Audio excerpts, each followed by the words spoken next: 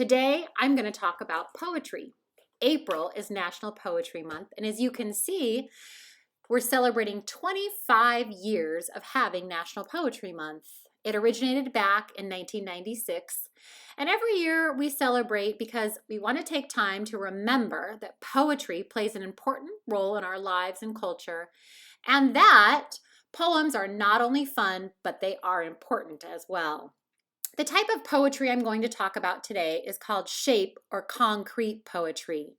You can see the cat in the bottom right-hand corner. All of the words of the poem make up the shape that the poem is talking about. The shape adds meaning to the poem. Concrete poetry does not have to rhyme, but the ones that I will read to you today do. Shape poetry has been around for a very long time. In fact, it dates all the way back to Greek Alexandria during the 2nd and 3rd BC. All right, my first poem that I'm going to read is entitled Ice Cubes. Take a look at the picture. As you can see, the words of the poem make up the shape of the ice cubes in the glass. Ice cubes clinking, clattering, clink crazily inside my drink. Crystal chorus clear and bold, chattering about the cold. The next one's about popsicle.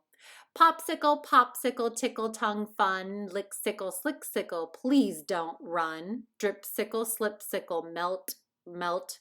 Tricky, stop sickle, plop sickle, hand all sticky.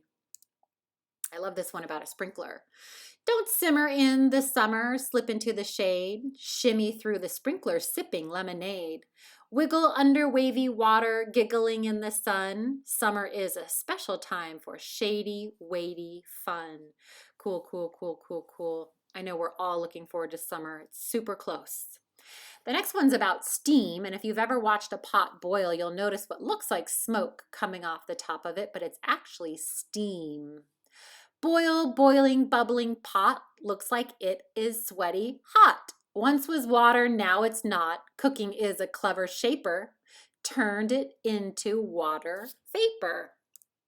All right, this one might be my favorite of all the ones I'm going to read. The title is Boa Constrictor, and as you can see, our friend looks like he's already had something to eat. My diet is unusual, so based on how I feel, I might just have a lizard or a bat for my next meal. I eat a lot of different things that you consider funky. I dine on rats and wild pigs, and now and then a monkey. My favorite snacks are a couple of birds and several mice to munch. I tell you more, but I'm afraid right now I'm late to lunch. This one's about a balloon. Orange or blue, full of helium, floating up to reach the celium. I like how the poet wrote string, string, string, string, string all the way down. All right, so this one so imagine that this end of the fork is on this page and this one is on this page. Whether it's twisting spaghetti or stabbing some veggies or pork, when the time comes to eat, it's not easy to beat the simple and practical fork. Brr. The coal for my eyes I like very much. The bright orangey carrot is a colorful touch. But the bundled up kids who created me chose just a scarf and a hat as my only warm clothes. I never really thought about that until now, that the snowman who sits outside all day long only has a scarf to keep himself warm. This one's about ice cream. Who doesn't love ice cream? I'll have a scoop of almond fudge and one of brambleberry, a scoop of Rocky Road, and one of triple chocolate cherry. I'll have one more of bubble gum and two of caramel crunch, and also peanut butter swirl because it's kind of close to lunch. Let's add a scoop of apricot and two of lemon custard, and one of papaya pumpkin, please, and one of mango mustard. I'll have 2 scoops of peach and one of pepperminty prune, and I'd have one of vanilla, but I don't have any room. Look at these guys. Oh, they're so full. Bubblegum. You're juicy and sweet and flavorful. You're stretchy, wet, and yummy. It's weird that you're delicious, yet you never reach my tummy. If I should puff and puff enough, you're airy, round, and fat. Just like a tiny pink balloon that ends up going splat. Looks like the splat makes him look like an octopus. This one's about a sunset, and I love that the words are reflected down in the in the ocean, which is pretty cool. The sun lays down its tired head, sinking slowly into bed. The light goes out and the stars go on. The moon keeps watch until the dawn. This poet not only makes shape poetry, but he loves to visually play around with words. And so see how the word hanger is written like it's hanging? This poem says, I hang out in blue jeans and comfy old shirts. I hang out in blouses and long frilly skirts. I hang out in sport coats and sweaters and shawl. I hang out without any clothes on at all. Which is true, right? If you take a shirt off the hanger, it doesn't have any clothes on.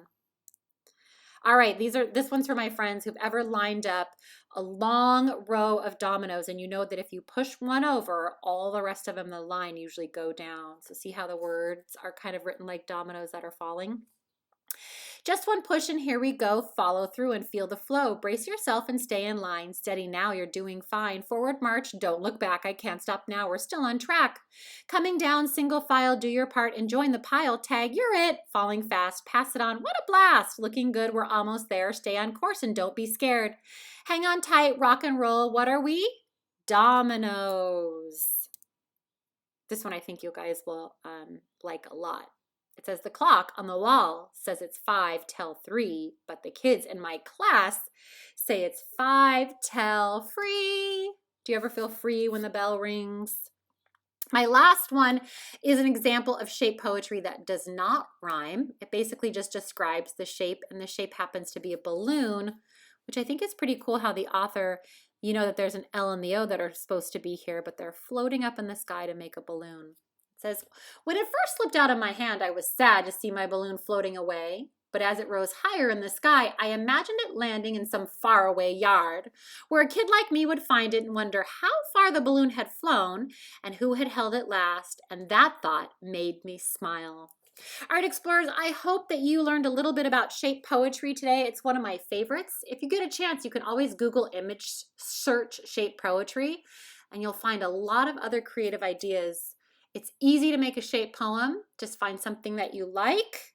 And if you want to make it and bring it to me or email it to me, I would love to see it. I hope you guys have a great weekend.